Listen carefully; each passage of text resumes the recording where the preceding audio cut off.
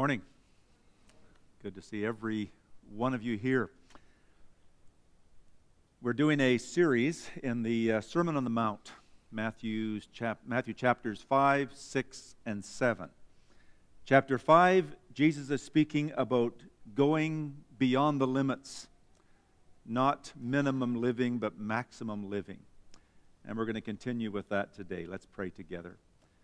Our Heavenly Father, as we open your word, may you open our minds and open our hearts to receive what your Spirit has to teach us this morning. Help us in the application of truth. In Jesus' name, amen. The common theme or words or phrase through the Sermon on the Mount is Jesus saying, "You have heard, but I say to you." You have heard certain things like you should not murder, or you should not commit adultery, you should not break your vows. And these were all things that it was common. They knew that. We understand that. And then he would say, "But I say to you," and he would take it to another level, or maybe a deeper level. You have heard that it is wrong to commit murder, but he says, "I would say to you, put a fence around murder and don't even hold a grudge or anger or bitterness. Yes, you've heard that it is wrong to commit adultery, but I would say put a fence around adultery and don't even allow lust to settle in your mind." You see, minimum living, in what Jesus is speaking about here, is simply doing as little as you can. As long as I don't touch, it's okay. As long as I don't kill him, I can still stay angry. That's okay. Minimum living is doing as little as you can to get by and look good. Whereas God is calling us to maximum living. How much can I do to freely love God and people with everything in me? Minimum living is concentrating on all those infinitesimal rules so that I won't get into trouble. Where maximum living is being so passionately in love with God that you just love God and people with your whole heart and soul and mind. And you're free to do that. If I could explain it this way, let's say you want to go out with a really neat girl. And you've got the nerve to invite her out, and the date is planned for tonight. Super Bowl, that probably wouldn't go over real big on your first date. Anyway, you want to take her out. So what you do is you know her brother, so you phone her brother and you say, "Look, guy, I'm taking your sister out on a date. Would you tell me what she likes and doesn't like, so this date is just perfect? I really want to pull this off really well. Would you help me out?" And her brother says, "Yeah, do you have a pen?" So he starts giving you ideas, and you start to write them down. And you say to yourself, or you're writing down here first, he says, "Well, she doesn't like Italian food." So you write that down. Not Italian. Also, he says, don't talk about fighting in hockey. She thinks that's just barbaric. So, okay, I won't bring that subject up. Clothing. Does not like clothing too tight or too loose. Okay, I'll work on that one. So, and he keeps going. He says, "Don't you choose the movie. She likes to choose the movie." So you write down, "Let the girl choose the movie." Don't talk sports or politics. And you write that down. Don't try and be funny. She hates bad humor. Okay. She likes serious discussion. So you write down serious, and you underline that. And you have all these rules. And whenever you're doing all kinds of stuff. You drop your fork on the floor at the restaurant just so you can get down there and check the rules to make sure that, well, what is she like? And you're just the night is terrible. It's the worst date you've ever had. Why? Because you're so focused on the rules, on the do's and don'ts, that you forget the girl. That's minimum living, guys. Minimum living is, what's the rules? What do I have to do and not do to stay out of trouble? Where Jesus says maximum living is just letting your heart loose. To just love God with your heart, and your soul and your mind. It's paying attention to the person, not the rules. You see the difference? So maximum living is simply loving God passionately with your heart, pursuing the maximum. And so Jesus comes down to verse 31. By the way, if you have any questions, just text them in to the number you'll see on the screen, and we'll attempt to answer those at the end of the message. You have heard the law that says a man can divorce his wife by merely giving her a written notice of divorce. But I say, all right, here's the issue of divorce. I think we'll just ignore this one and go on to the next, verse 33. No, we won't do that. You've all heard of divorce and all the complexities of divorce. You've heard that the law says a man can divorce his wife by merely giving her a written notice of divorce. Now, Jesus raises this issue on several occasions, and really, if you go back, to understand what Jesus is saying, let's go back to Deuteronomy 24. Why was divorce given in the law in the first place? Jesus said it was because we're so broken, because of the hardness of our hearts. See, back in Old Testament days, women were just property. So you could marry someone, and then because she didn't cook well, or because she didn't give you children, or because she snored, or whatever the reason, you just say, you're out of here. And so you would just say, I divorce you. As the man, you were in absolute control. She was gone until, of course, you wanted her back, and then you would bring her back. So here's what God said. No, you can't do that. If you are going to insist on staying broken and just going to divorce your wife like that, for whatever the reason, you need to give her a bill of divorce, a certificate of divorce, and that is for her protection. Because once you've done that, you can't get her back again. You can't just get rid of her and bring her back, because she can go, even though women had no rights, with that bill of divorcement, she could go to any judge and say, here's the divorce bill. I do not have to go back to him. And the judge would side with her. So it was an act of grace toward women.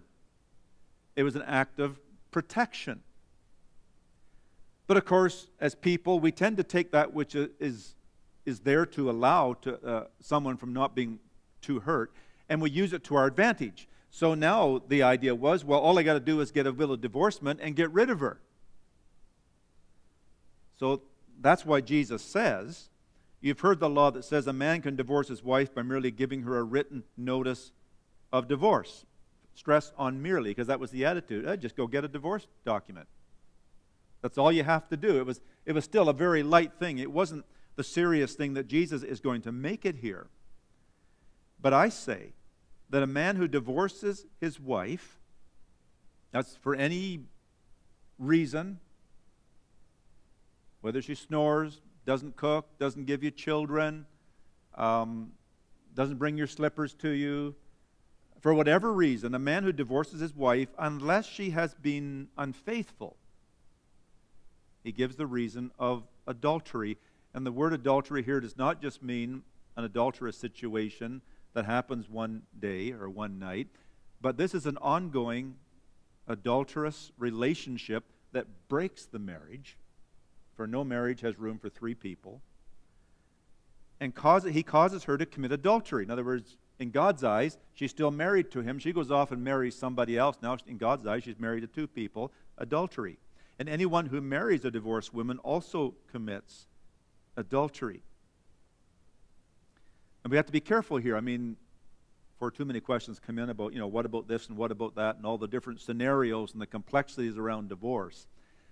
We have to be careful not to live on the minimum. Jesus is not talking here about what if this and what if that and what about something else. He's talking about maximum living.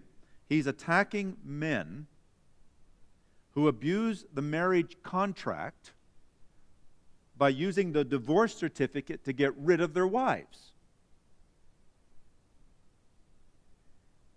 And what he's doing is he's giving an ideal for marriage that men never dreamt of.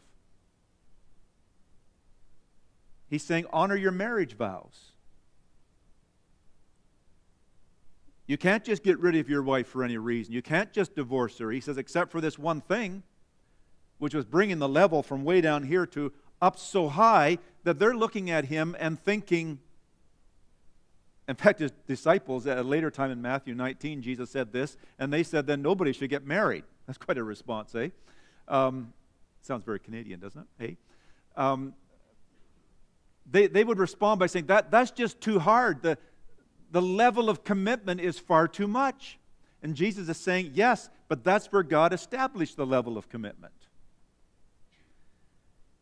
We need to understand a few things about divorce before we move on from the subject, and that is in Malachi 2:16, God hates divorce. And those of you who have been divorced probably understand that more than anybody else. You understand the pain that divorce causes. It can tear your heart out. I've never met a child yet of any age that actually I would say was a survivor of divorce. They all carry the scars. If you've been divorced, you carry the scars. It tears at the heart, and it tears at God's heart. We hate divorce. God hates divorce. There are two biblical grounds given for divorce in the Bible. The one is given to us by Jesus, and that is the matter of fornication or adultery. And again, it's talking about something that is ongoing, that cannot be resolved, that breaks the marriage. The other Jesus didn't mention because it wasn't relevant in Jesus' day. Paul wrote about it in his day because the problem in Corinth was that as people got saved, marriages were breaking down actually because a wife gets saved but her husband doesn't, or a husband becomes a Christian and his wife doesn't. Now that you have just two totally worldviews, should I divorce my wife because I now have the worldview of a Christian and she doesn't? We're poles apart. And Paul says, absolutely not. Your marriage is still sacred and holy before God.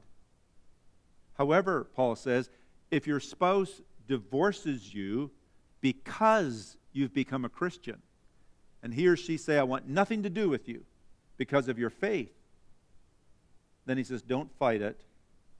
God has not called you to that kind of bondage. And so those two conditions are given. However, before people run out and get a divorce for one of those two reasons, sometimes you have a clash of principles. You know, you found yourself in those situations where the Bible says this and the Bible says that, and the two principles seem to clash. Then what you have to do is find an overriding principle, and the overriding principle in the Bible is the principle, and it's at the very heart of the cross, the very heart of why Jesus came, and it's the principle of reconciliation, or the principle of grace. That where sin abounds, grace superabounds. Jesus said in Matthew chapter 18, he tells a parable, and what he's really telling in that parable is this, that no matter what somebody has done against you, it is nothing compared to what you have done against God. And if God has forgiven you for the greater amount of sin, you should be able to forgive the other person for what they've done to you. So in other words, no matter what the situation is, whether your spouse has failed you, whether it's adultery or a rejection or any sin, the principle of grace should always overrule. You should do everything you can, and I understand it takes two, but you should do everything that you can do to bring about or to apply grace and forgiveness and love and reconciliation. Do everything you can to hold that marriage apart.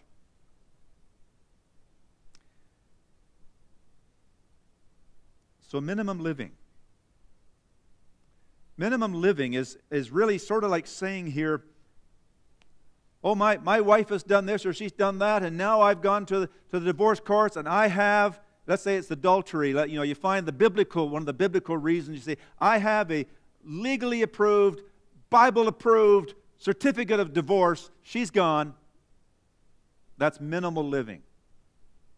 Maximum living is that I have made a vow, and I have a God who expects me to keep the vow, and if the vows break, I have a God who has forgiven me, and so I choose to forgive, to apply grace. Whatever the issue is or situation is. That's maximum living. That's going beyond the limits. It's not living by the bare necessities, it's living by the maximum. In other words, it's not looking for reasons, to break a relationship apart, but it's looking for reasons to restore a relationship. It's not looking for excuses to tear something down, but for a reason to build it up. Minimum living says, okay, I have the excuse. This is it. I've had it. I'm done. That's minimum living. Maximum living is, here's all the reasons I want this to work. And it will mean you have to go beyond the limits. It will mean you've got to exercise a lot of grace in your life. And if you find yourself, for instance, in a marriage, in a relationship, where these kind of tensions exist, you will find that you have to do a lot of maximum living. Going beyond the human limit. Where you think, I've reached the end of myself, but it's when you reach the end of yourself that you find God to fill you and to help you go the next mile. Maximum living. Well, talking about the marriage vow, let's talk about vows. Verse 33, you have also heard that our ancestors were told you must not break your vows. You must carry out the vows you make to the Lord. That's true enough. You make a vow, you should fulfill that vow. We understand that. But I say to you, do not make any vows.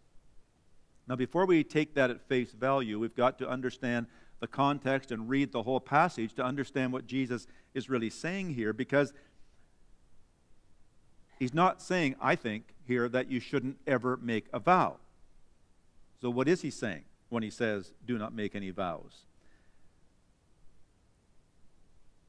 He's saying that vows, as we look at the context, that vows are necessary because we live in a broken, distrustful, dishonest world. But they shouldn't be necessary for you if you're part of my kingdom. And he's talking here about frivolous vows, evasive vows. Vows have become a fine art. In fact, the scribes, I often read in the Bible of the scribes, they were like religious lawyers. If you were wanting to make a promise to somebody, you would go and find yourself a scribe, and you would say to the scribe, as your lawyer, you would say, write me up a vow that is not binding. And they could do that. You see, if they used the word God in a vow, then that was binding. And so you used other words that were sort of related to God, but not quite using the word, and that, in fact, was not binding. For instance, you swear by heaven. That sort of sounds like a good vow. I swear by the throne of heaven that I will pay this debt to you on such and such a date, or by such and such a date. You sign it, you give it to the person, they read it, and they say, well, this sounds pretty good, and they receive that. And the date comes, and it goes. They come to you, and they say, you made a vow. Here's your signature to this vow. And you say, oh, read it carefully. Read the fine print. I vowed by the throne of heaven. So it's not binding.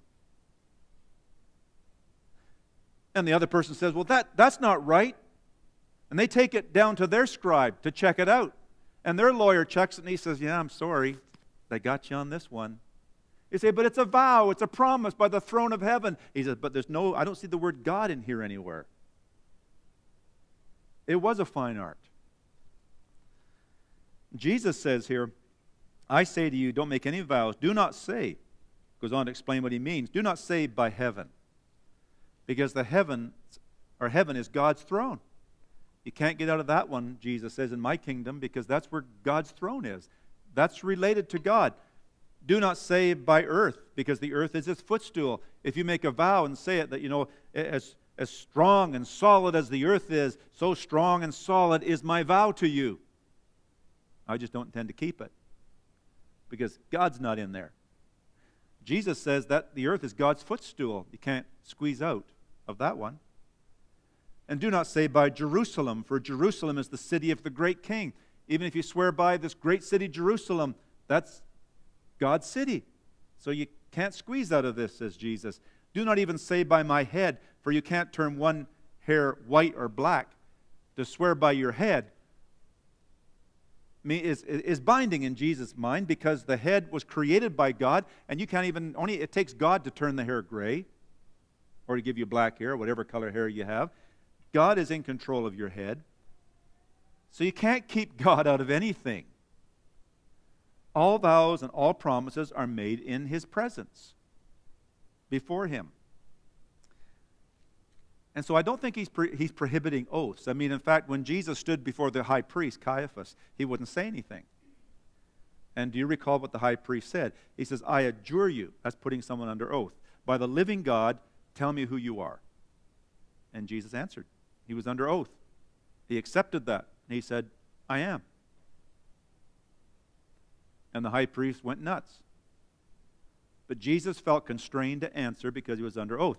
Paul often writes things like in his Gospels, I call God to be my witness. That's a form of oath. When we get married, we say vows to each other. When you go into a court of law, you're told to put your hand on the Bible. I know people that won't do that because we're not, according to here they say, give oaths. And that's fine. If a person believes that, I think follow your conscience on that. But I don't think it's what Jesus is saying. I believe what he is saying here is, as he goes on to say, your yes should be enough. And your no should be enough. Okay? Just say a simple yes, I will. Or no, I won't. Again, vows and oaths are necessary because this is a broken, dishonest, distrusting world, and you have to have oaths to guarantee the truth of something. But Jesus says it's unnecessary for you because God is the God of truth, and if you are His child, you speak the truth. You are honest. If you tell your spouse that you'll pick up a loaf of bread on the way home, pick it up. You gave your word. You say, well, no big deal. I can always go back, I guess, and get her. She won't mind. No, hold it. You said you would. Your yes should be enough. You say, well, I have a short memory. Then write it out on a great big cardboard page and put it on your seat so that when you get back in your car, you can't miss it. You got to sit on the thing. Do it because you gave your word. We lighten up on these things, and we kind of squeeze out of these things too easily. If you say, well, if you promise that you'll turn up for Awana or for Kids Rock as you're teaching the kids, but that morning you think you're too tired, you just don't show up, someone else will cover for me, I would expect, and you just let it go. No. Your yes should be enough. I will be there unless I'm on my deathbed. Or your no is enough. Anything beyond this is of the evil one. It's a little vague what the meaning here is, but I think it's saying that the necessity of oaths originated because men are liars. People are liars. And the devil, Satan, is the father of lies. So when we lie, it comes directly from him. When there was the westward expansion in Canadian and American history, the treatment of native peoples was just abysmal, absolutely abysmal, abominable. Canada was sort of treated people with a passive resistance. We just kind of stuck them on reserves, and so we could use their land. In the States, it was really more of a military genocide. They would go into Indian encampments and just totally wipe them out. with their cavalry. And in fact, I think the most famous was the last battle of the American West. That was the Little Bighorn, where a fellow by the name of Custer was moving in toward an Indian camp. What was he doing there in the first place? Well, he was going to take an Indian village and kill every man, woman, and child and baby in it. Just massacre the whole bunch of them. But it backfired on him.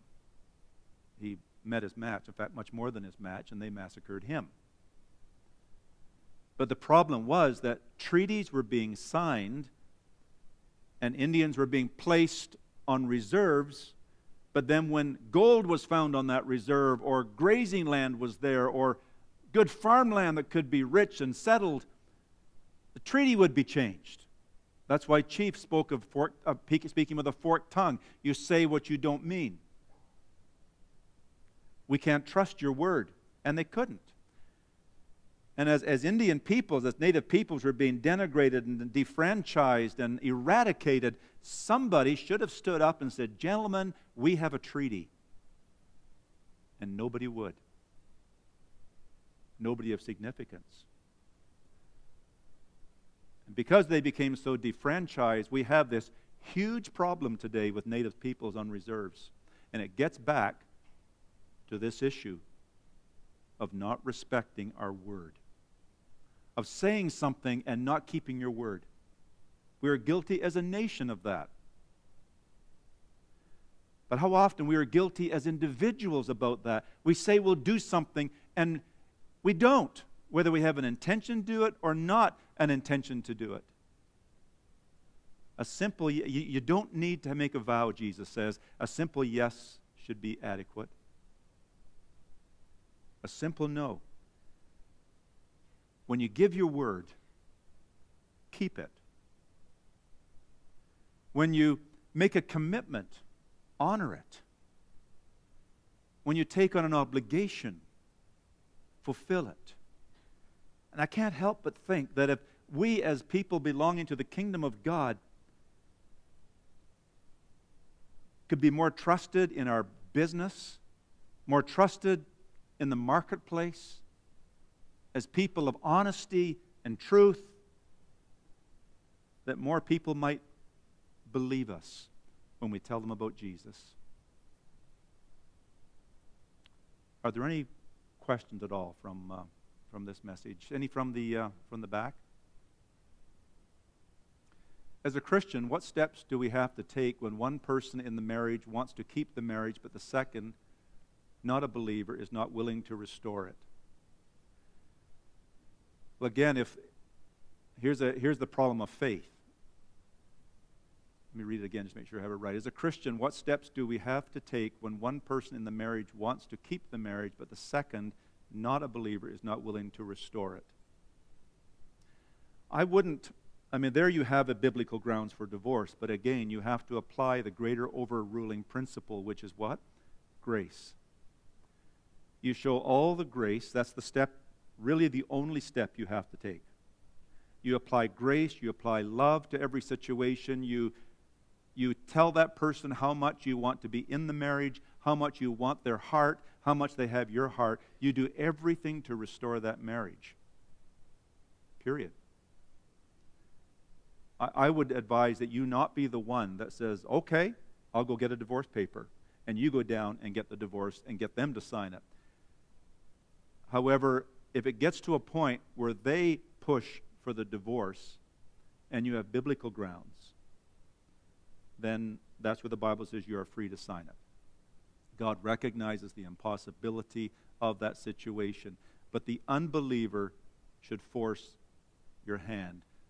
The believer should not force the hand of the unbeliever.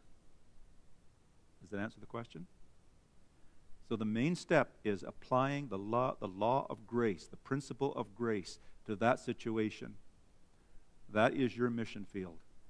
And you just show how that under a difficult situation, you can love and forgive and apply grace to everything. That's the strongest witness you have. And if you're in these kinds of situations, again, your marriage, your home, is your mission field. Focus on that mission field and just smother it with the love of Christ. But if they push you out, That's it. In comparing our relationship with God to a marriage, what should abandoned or emotionally hurt by God do? In comparing our relationship with God to a marriage, what should someone feeling abandoned or emotionally hurt by God do?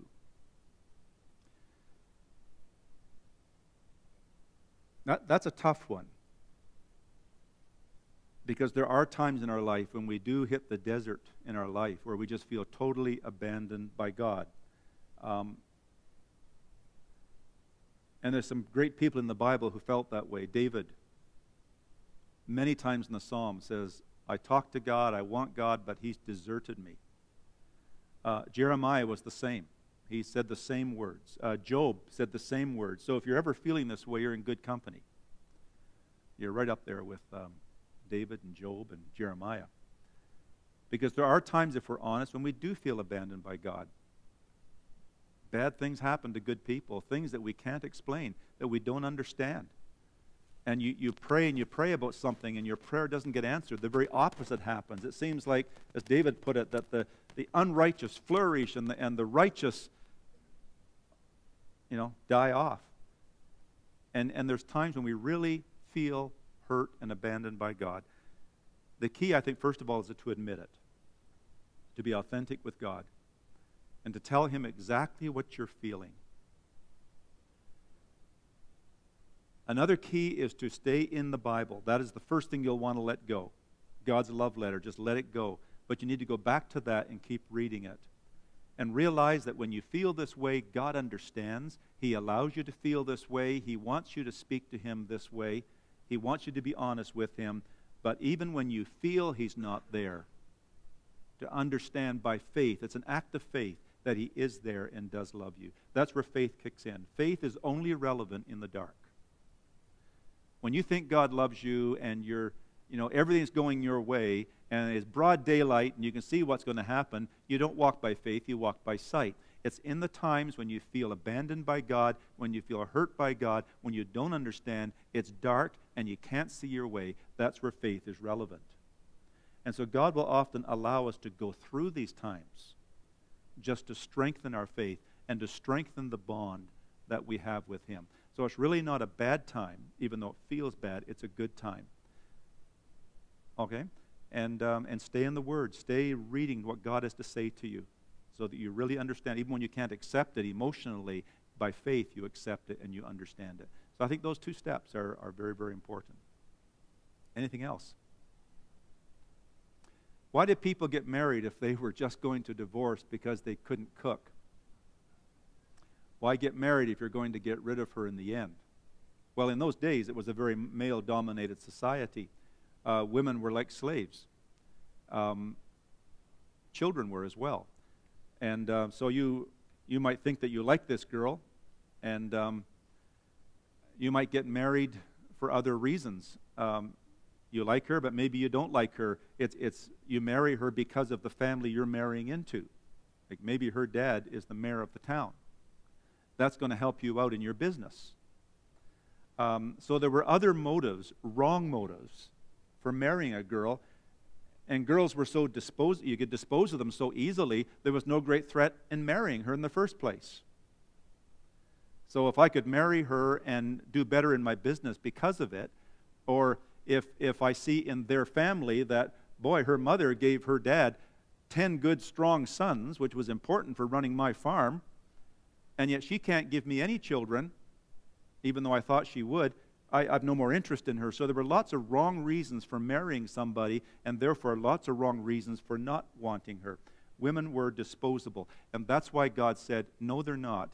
They are of equal value to you men. And so I'm going to give her a protection here. So it was going against a very strong, severe male chauvinism, which, by the way, I think still exists in many homes today. There are many women that have a hard, hard life because they live with a guy who treats them with no respect. So it's not it's not an Old Testament problem, it's a modern day problem as well.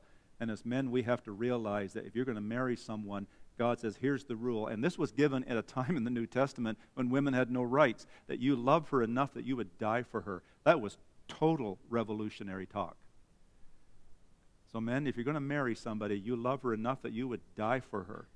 It's got nothing to do whether she cooks or gives you children. You respect her, you value her, you love her with all of your heart. And if you don't, God says you'll answer to me for that. That will affect your relationship. Any other questions? That's it. Any from the floor? All right, let's pray. Heavenly Father, I pray that you'll help us as your people to honor the vows that we have made, to love our spouse. And when our spouse messes up, that we will forgive, that we will not break the bridge over which we have to cross. And give our spouses a forgiving heart toward us, because none of us are perfect. I pray, Lord, that we will value one another, respect and love. That we will look for ways of building relationships and not excuses for tearing them down. That our word will be final, that our yes means yes, and our no means no. Father, we want to be children of your kingdom, filled by your Holy Spirit, living according to the principles of your kingdom, and truly being different in this world. That's our prayer. In Jesus' name, amen.